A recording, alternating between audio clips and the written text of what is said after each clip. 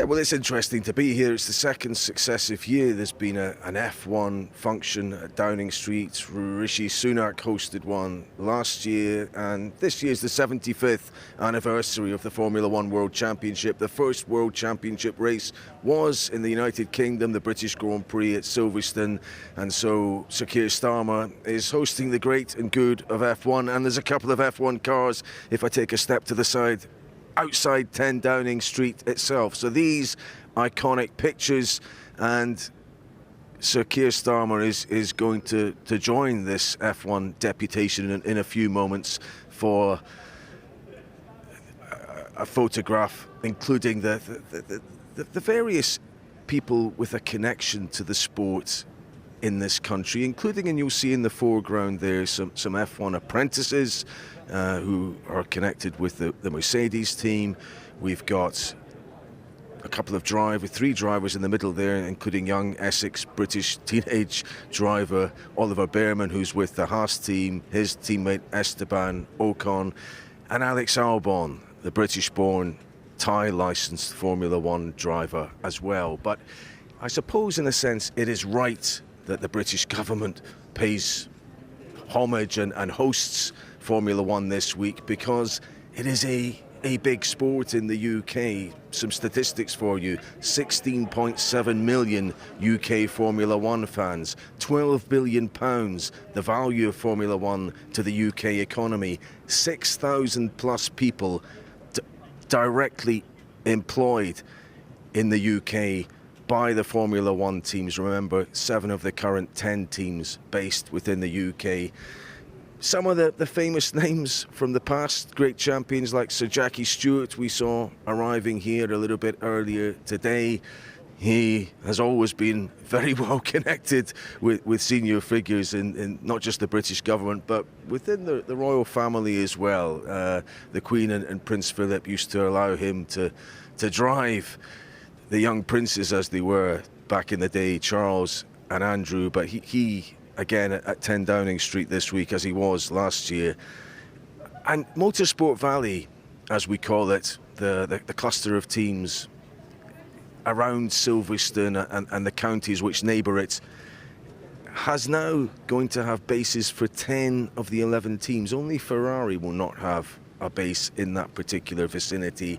And when you factor in 80% of the world's high performance engineers are based in the UK, and that there's a wider supply chain involving 41,000 quality jobs related to Formula One and supporting that industry, then F1 really is big business in the UK. So Keir Starmer wants, I think, to tap into a little bit of that as well. Silverstone itself, huge event in the sporting calendar. 480,000 fans turned up to the 2024 running of the Grand Prix. That might even be exceeded this year. We might get close to 500,000, which is remarkable and is in excess of any of the other events on the calendar. So, yes, it's important, this.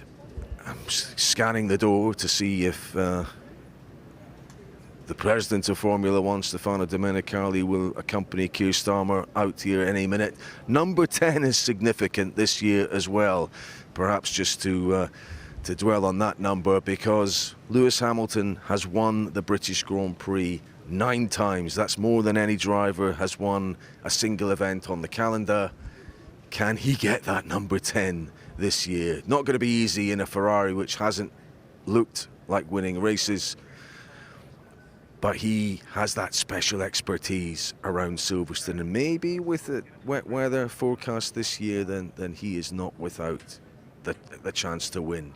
Significant if Lando Norris can be a British winner this year. That would be the first time he will have won back-to-back races in the same championship season. Equally, Oscar Piastri, can he extend his championship lead? He's 15 points up currently on Norris, and the high-speed sweeps of Silverstone should suit him pretty well.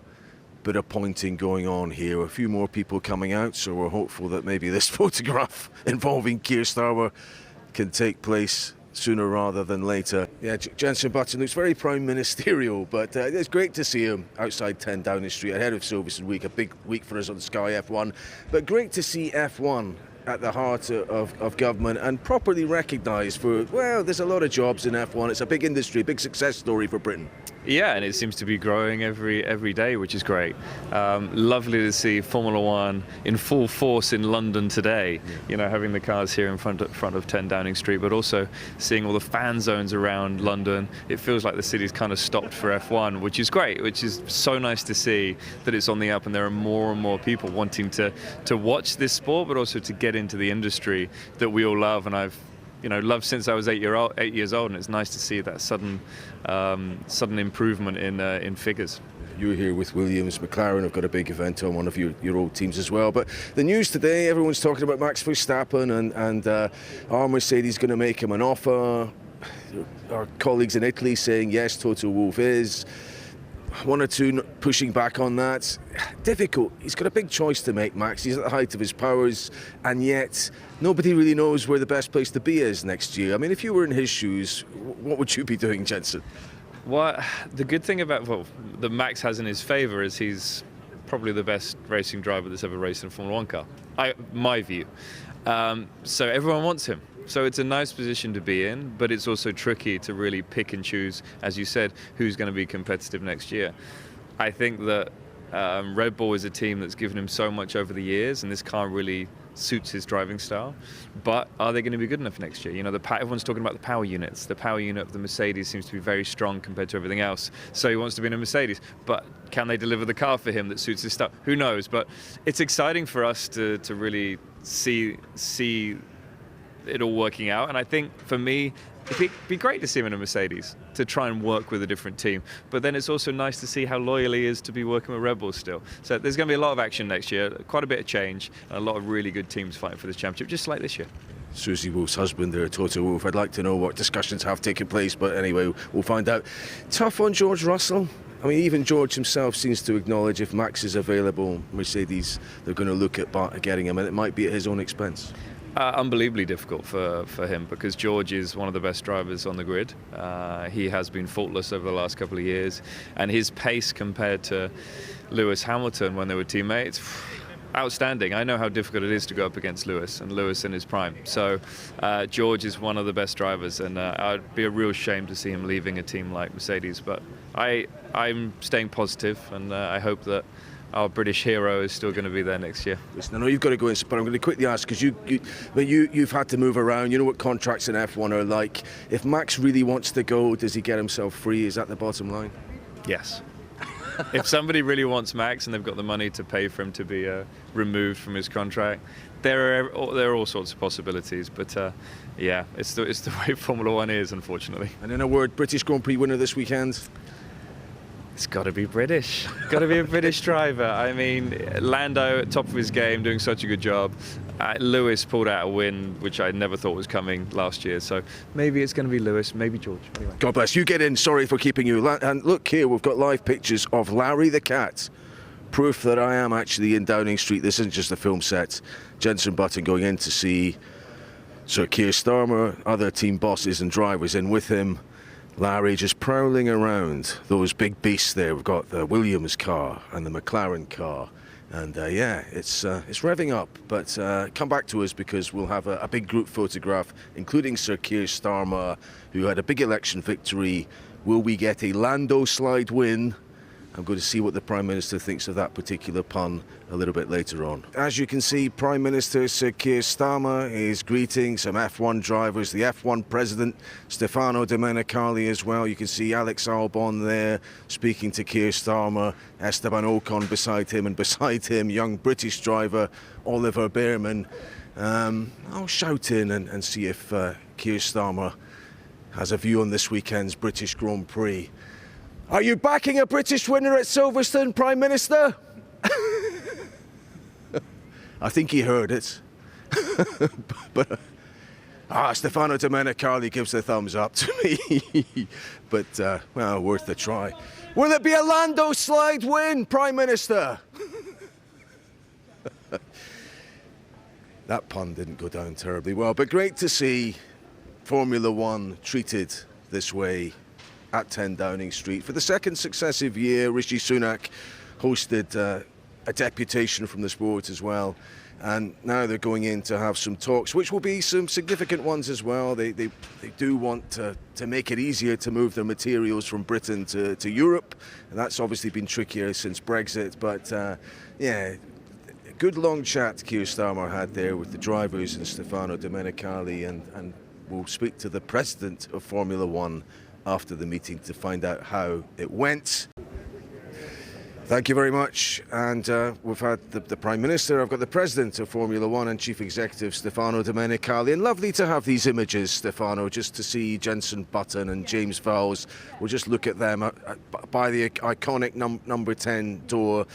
So it was a day to, I suppose, enjoy the status F1 has. Also to get some business done. Are you trying to get some help in terms of how you move things to the continent and back? I mean, things are a little bit different since Brexit happened. No, I think that today, first of all, is a great moment for Formula One to be recognized officially from the government of this lovely country and to recognize the impact on what we're doing, you know, in terms of workers, in terms of skills, in terms of competence, in terms of GPD.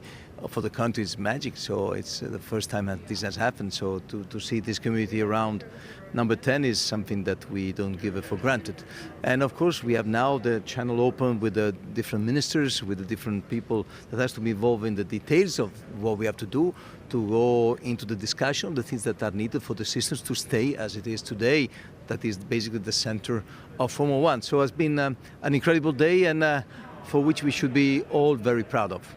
Do you think this government, this Prime Minister, recognises the benefits Formula One brings to this country? I think that the numbers that we have discussed are proving that. So therefore, I think that is an impressive pace that F1 has developed into the years since 1950 of a very important presence in this country. So it's a big business card all around the world what this will represent for UK. Yeah.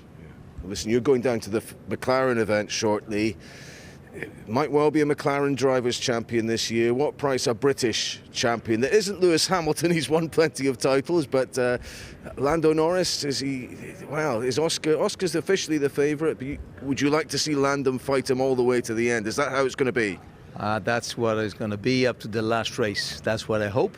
And then I see the big interest that Union Jack to be on the highest place in the podium, but it's just terrific, and it's incredible how all the British drivers are fighting, and I'm pretty sure that in the next couple of years one of them will win. Okay, fair enough. One last question. A lot of talk about Max Verstappen and his future. Is your only care as the president of Formula One that the best drivers are in competitive cars? Is that you don't necessarily care where he goes as long as he's in the mix? Is that fair? But I think that if I'm not careful what I'm saying, everyone can have a different opinion about it.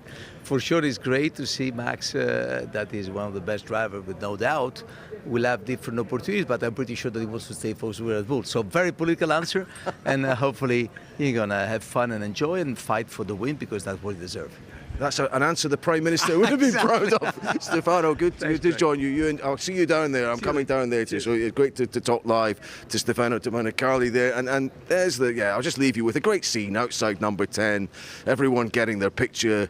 And the two Haas drivers there, young Britain Oliver Bearman and Esteban Ocon, with Stuart Morrison, who grew up less than a mile from where I did, their head of communications in between them, also getting his photograph. A lovely evening here. There's the two Williams drivers as well. Great to see them. And yeah, everyone looking forward to Silverstone. The sun's shining at the moment, but I have to say, we are forecast some rain over the course of this weekend, and that is going to make for a very dramatic British Grand Prix indeed. Silverstone, a difficult circuit at the best of times. When it's in the wet, at the high speeds you have to run around there, it's tough.